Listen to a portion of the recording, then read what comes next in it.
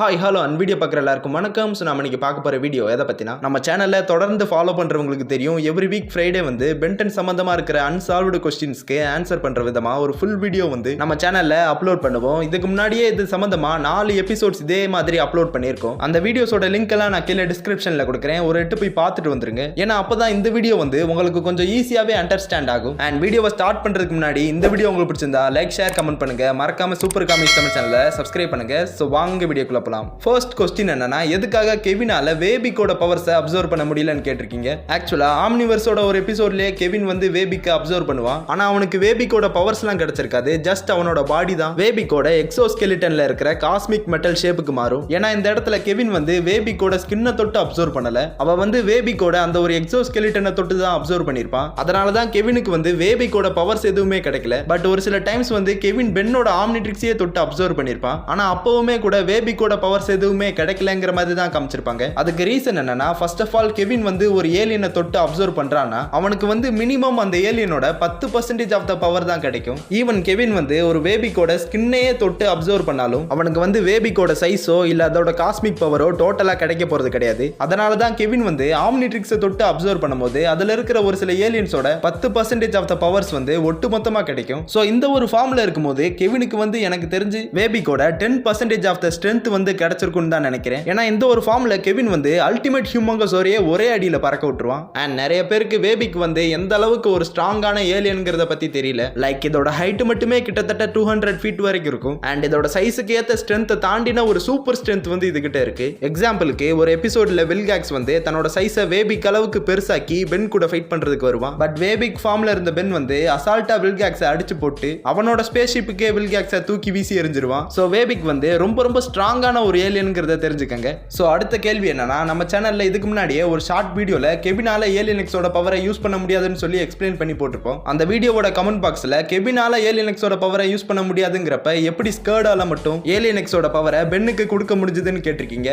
இது ஒரு நல்ல கேள்விதான். பட் இங்க நம்ம புரிஞ்சுக்க வேண்டிய விஷயம் என்னன்னா, கெவினோட பவர்ஸும் ஸ்கர்டோட பவர்ஸும் டோட்டலி வேற. கெவின் வந்து ஒரு ஏலியனோட டிஎன்ஏ ஸ்ட்ரக்சரை தொட்டு அதோட பவர்ஸை வந்து அப்சர்வ் பண்ணிப்பான். பட் ஸ்கர்ட் வந்து அப்படி கிடையாது. ஸ்கர்ட் வந்து ஒரு ஏலியனை தொட்டுச்சுன்னா அதோட டிஎன்ஏவோட அப்படியே டோட்டலா மெர்ஜ் ஆயிடும். அதாவது இப்ப ஸ்கர்ட் வந்து உங்க உடம்புல ஒட்டிக்கிச்சுன்னா அது உங்க உடம்புல இருக்கிற கை கால் மாதிரி ஒரு உறுப்பாவே செயல்படும். அதனாலதான் ஸ்கர்டால பாத்தீங்கன்னா ஏலியன்எக்ஸோட கையை பென்னுக்கு கொடுக்க முடிஞ்சது. பட் இந்த கையை மட்டும் வச்சு பென்னால ஏலியன்எக்ஸோட ஃபுல் பவரையும் யூஸ் பண்ண முடியாது. அப்படி மட்டும் யூஸ் பண்ண முடிஞ்சிருந்தா அனேலார்க ஸ்டாப் பண்றதுக்கு பென் வந்து அவ்வளவு கஷ்டப்பட்டிருக்கணுங்கிற அவசியமே இல்ல. ஜஸ்ட் அந்த கையை வச்சு ஒரு வட்டத்தை மட்டும் போட்டு அனேலார்க எக்ஸிஸ்டன்ஸ்ல இருந்தே எரேஸ் பண்ணிருக்கலாம். பட் பென் வந்து அப்படி பண்ணிருக்க மாட்டான். சோ ஸ்கர்டால பென்னுக்கு ஏலியன்எக்ஸோட ஃபுல் பவரையும் கொடுக்க முடியாது. சோ அடுத்த கேள்வி என்னன்னா, ஆஸ்மத்துக்கு எப்படி ஏலியன்எக்ஸோட டிஎன்ஏ கிடைச்சதுன்னு கேட்டிருக்கீங்க. ஆக்சுவலா ஆஸ்மத்தோட தியரி படி மில்கி வேல இருக்கிற எல்லா சேப்பியன் ஸ்பீசிஸோட டிஎன்ஏ ஸ்ட்ரக்சரும் ஆம்னிட்ரிக்ஸ்ல சேவ் ஆயிருக்கும். பட் ஏலியன்எக்ஸ் மாதிரி செலஸ்டியல் சேப்பியன்ஸ் வந்து பென்னோட யூனிவர்ஸ்ல இருக்க மாட்டாங்க. அவங்க வந்து ஃபோர்ஜ் ஆஃப் கிரியேஷன்ங்கிற ஒரு தனி யூனிவர்ஸ்ல வாழக்கூடியவங்க. சோ இந்த ஒரு ஃபோர்ஜ் ஆஃப் கிரியேஷனுக்கு போகணும்னா அதுக்கு ரெண்டே வழி தான் இருக்கு. ஒன்னு உங்ககிட்ட மேப் ஆஃப் இன்ஃபினிட்டி இருக்கணும், இல்லனா பாராடாக்ஸ் நினைச்சா உங்களை இந்த ஒரு ஃபோர்ஜ் ஆஃப் கிரியேஷனுக்கு கூட்டிட்டு போக முடியும். சோ பாராடாக்ஸ் தான் ஆஸ்மத்துக்கு ஏலியன்எக்ஸோட டிஎன்ஏ சாம்பிளை கொடுத்திருப்பாருன்னு நிறைய ஃபேன்ஸ் வந்து நினைச்சிட்டு இருந்தாங்க. பட் அபிஷியலா பென்டன் சைடுல இருந்து சொல்ற தியரி என்னன்னா, ஏலியன்எக்ஸ் மாதிரியான செலஸ்டியல் சேப்பியன்ஸ் வந்து ஃபோர்ஜ் ஆஃப் கிரியேஷன்ல தான் இருப்பாங்கன்னு சொல்ல முடியாது. ஒரு சில செலஸ்டியல் சேப்பியன்ஸ் வந்து எல்லா யூனிவர்ஸ்லயுமே இருப்பாங்க. லைக் ஆம்னிவர்ஸோட ஒரு எபிசோட்ல கூட ஸ்டார் பியர்ட், இன்டர் கேலாக்டிக் கிளாடியேட்டர் மாதிரியான செலஸ்டியல் சேப்பியன்ஸை காமிச்சிருப்பாங்க. சோ அவங்கள மாதிரி செலஸ்டியல் சேப்பியன்ஸ் மூலமா தான் ஆஸ்மத்துக்கு வந்து ஏலியன்எக்ஸோட டிஎன்ஏ சாம்பிள் கிடைச்சதா சொல்லியிருக்காங்க. சோ அடுத்த கேள்வி என்னன்னா, எதுக்காக கெவின் வந்து ஆம்னிட்ரிக்ஸ் அப்சர்வ் பண்ணா மட்டும் தன்னோட கான்சியஸை இழந்துறான்னு கேட்டிருக்கீங்க. ஆக்சுவலா கெவின் மாதிரி இருக்கிற எல்லா ஆஸ்மோசியன்ஸ்க்கும் பவர் அப்சர்வ் பண்றதுக்குன்னு ஒரு லிமிட் இருக்கு. அந்த ஒரு லிமிட்டை தாண்டி அவங்க வந்து பவர்ஸ் அப்சர்வ் பண்ணும்போது அவங்க தன்னோட சுய நினைவை இழந்துடுறாங்க. லைக் ஃபர்ஸ்ட் டைம் கெவினை சீரிஸ்ல காமிக்கும் போது அவ வந்து வெறும் எலக்ட்ரிசிட்டியை தான் அப்சர்வ் பண்ணிட்டு இருப்பான். அதுக்கப்புறமா பென்னை பார்த்ததுக்கு அப்புறம் அவ உருமாறக்கூடிய ஏலியன் ஃபார்ம்ஸ் எல்லாம் அப்சர்வ் பண்ண ஆரம்பிச்சிட்டான். அப்பவே கெவின் வந்து ஒரு மாதிரி பேட் மைண்டடா தான் மாறிட்டு இருந்தான். எப்ப கெவின் வந்து பென்னோட ஆம்னிட்ரிக்ஸ் அப்சர்வ் பண்ணானோ அப்பவே தன்னோட கான்சியஸை டோட்டலா இழந்துட்டான். அதுக்கப்புறமா ஏலியன் ஃபோர்ஸ்ல தான் பவர்ஸ் அப்சர்வ் பண்றதை விட்டுட்டு கொஞ்சமா சாலிட் பார்ட்டிகல்ஸை அப்சர்வ் பண்ண ஆரம்பிச்சான். அதுக்கப்புறமா தான் கெவின் வந்து தன்னோட சுய நினைவுக்கே வந்தான். சோ அளவுக்கு அதிகமா பவர்ஸ் அப்சர்வ் பண்ணும்போது ஆஸ்மோசியன்ஸ் தன்னோட கான்சியஸை லூஸ் பண்ணிடுறாங்க. சேம் இதே ரீசன்னால தான் ஆக்ரகாருமே ஒரு வில்லன் கேரக்டரா மாறிட்டான். சும்மாவே இவன் இவ்வளவு வில்லத்தனம் பண்றான். இதுல பேபி ஏலியன்எக்ஸோட பவர்ஸ் எல்லாம் வேற அப்சர்வ் பண்ணியிருந்தா டோட்டலா அவன் தன்னோட கட்டுப்பாட்டையே இழந்து என்ன வேணாலும் பண்ணிருக்கலாம். விட்டிருந்தா யூனிவர்ஸையே கூட அழிச்சிருப்பான். பட் நல்ல வேலையா கெவின் வந்து அவனை தடுத்து யூனிவர்ஸ் அழியறத காப்பாத்திட்டான். பட் பட் அவனும் தன்னோட கட்டுப்பாட்டை இழந்துட்டான். ஸோ அடுத்த கேள்வி என்னன்னா, கெவினால குவென்னோட உடம்புல இருக்கிற எனர்ஜியை அப்சர்வ் பண்ண முடியுமான்னு கேட்டிருக்கீங்க. கண்டிப்பா முடியும். குவென் வந்து பாத்தீங்கன்னா ஒரு ஆனடாய்ட்ஸ் வந்து பாத்தீங்கன்னா டோட்டலாவே ஒரு எனர்ஜி ஃபார்ம்ல தான் இருப்பாங்க. இவங்களோட உடம்பு ஃபுல்லாவே லைஃப் எனர்ஜி தான் ஃப்ளோ ஆயிட்டு இருக்கும். அண்ட் கெவினால எந்த ஒரு டைப் ஆஃப் எனர்ஜியையும் அப்சர்வ் பண்ண முடியும்னு சொல்லியிருக்காங்க. ஸோ கண்டிப்பா குவென்னோட உடம்புல இருக்கிற மானா எனர்ஜியை கெவினால அப்சர்வ் பண்ண முடியும். ஈவன் பென்டன் அல்டிமேட் ஏலியனோட ஒரு எபிசோட்ல கெவின் வந்து அல்டிமேட்ரிக்ஸ் அப்சர்வ் பண்ணி தன்னோட கட்டுப்பாட்டை இழந்து சுத்திட்டு இருப்பான். அப்ப கெவினை தடுக்கிறதுக்காக குவென் வருவா. பட் குவென் கெவின் வந்து அடிச்சு போட்டு அவ உடம்புல இருக்கிற மேனா எனர்ஜியை கெவின் வந்து டோட்டலா அப்சர்வ் பண்ணிடுவான். அண்ட் இவனாலையும் குவென் மாதிரி மேனா பீம்ஸை ஷூட் பண்ண முடியுங்கிற மாதிரி காமிச்சிருப்பாங்க. இதை கேட்டதுக்கு அப்புறம் கெவின் வந்து குவென்னை விட பவர்ஃபுல்லானவன் நினைச்சீங்கன்னா நீங்க நினைச்சது தப்பு. ஆக்சுவலா குவென் வந்து பாத்தீங்கன்னா எப்பவுமே தன்னோட நார்மல் ஃபார்ம்ல தான் ஃபைட் பண்ணுவா. இவ மட்டும் தன்னோட ஆனடாய்ட் ஃபார்மை ரீச் பண்ணிட்டானா அசால்ட்டா கெவின் எல்லாம் அடிச்சு போட்டு அவ உடம்புல இருக்கிற எனர்ஜியெல்லாம் அப்சர்வ் பண்ணிட்டு போயிடுவா. ஸோ பேசிக்காவே கெவின் மாதிரியான ஆஸ்மோசியன்ஸோட கம்பேர் பண்ணும்போது குவென் மாதிரியான ஆனடாய்ட்ஸ் வந்து ரொம்பவே பவர்ஃபுல்லானவங்க.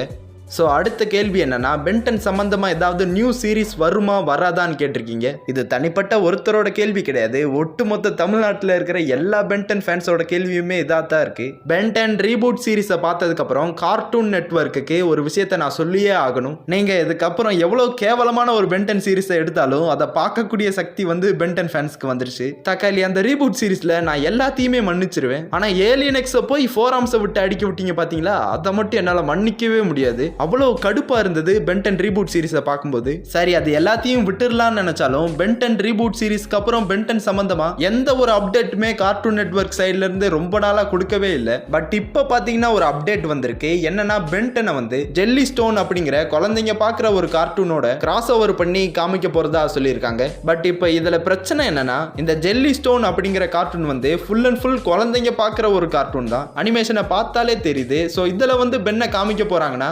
கண்டிப்பா பென்னுமே பயங்கர மொக்கையா தான் இருக்க போறான். இதுல இன்னும் நம்மள கடுப்பாக்குற விஷயம் என்னன்னா, இந்த ஜெல்லி ஸ்டோனுங்கிற கார்ட்டூன்ல ரீபூட் சீரிஸ்ல வந்த பென்னை வந்து காமிக்க போறது இல்லையா. ஒரிஜினல் பென்னை வந்து இந்த ஜெல்லி ஸ்டோனுங்கிற கார்ட்டூனோட கிராஸ் ஓவர் பண்ண போறதா சொல்லியிருக்காங்க. அட்லீஸ்ட் ரீபூட் சீரிஸ்ல இருக்கிற பென் தான் இதுல வரப்போறான்னு சொல்லியிருந்தா கூட நம்ம பெருசா அதை கண்டுக்கிறாம விட்டுருப்போம். ஆனா இவனுங்க இதுல ஒரிஜினல் பென்னுக்கு கம்பேக் கொடுக்க போறோம்னு சொல்லியிருக்காங்க. இதுக்கு முன்னாடியே பென்னை வந்து ஜெனரேட்டர் ரெக்ஸோட கிராஸ் ஓவர் பண்ணீங்க. அதுல கூட பென்னை வந்து பெருசா மொக்க பண்ணாம ஓரளவுக்கு நல்லாவே காமிச்சிருந்தீங்க. பட் இந்த ஜெல்லி ஸ்டோன் கார்ட்டூனோட கிராஸ் ஓவர் பண்றது கண்டிப்பா எனக்கு தெரிஞ்சு மொக்கையா தான் இருக்க போகுது. எனக்கு தெரிஞ்சு பென்னுக்கு தனி சீரிஸ் எடுக்கிறது தான் நல்லா இருக்கும். இப்பவே ஆம்னிவர்ஸ்ல பென்னுக்கு வந்து வெறும் 16 வயசு தான் ஆகுது. இதுக்கப்புறம் 18, 20, 22 வயசு பென்னை வச்சு ஸ்டோரிஸ் எவ்வளவோ எக்ஸ்பிளைன் பண்ணலாம். ஸோ கார்ட்டூன் நெட்வொர்க் பென்னை வச்சு கிராஸ் ஓவர் பண்ணி மொக்க பண்ணாம புதுசா அவனுக்குனே தனியா ஒரு சீரிஸ் எடுத்தா நல்லா இருக்கும். பாப்போம் என்ன பண்றாங்கன்னு. நம்ம கையில எதுவும் இல்லை. ஸோ ஒரு வழியாக நம்ம வீடியோவோட எண்டுக்கு வந்துட்டோம். இந்த வீடியோ உங்களுக்கு பிடிச்சிருந்தா லைக், ஷேர், கமெண்ட் பண்ணுங்க. மறக்காம சூப்பர் காமிக்ஸ் தமிழ் சேனலில் சப்ஸ்கிரைப் பண்ணுங்க. வீடியோவை ஃபுல்லாக பார்த்த அனைவருக்குமே தேங்க்ஸ் ஃபார் வாட்சிங்.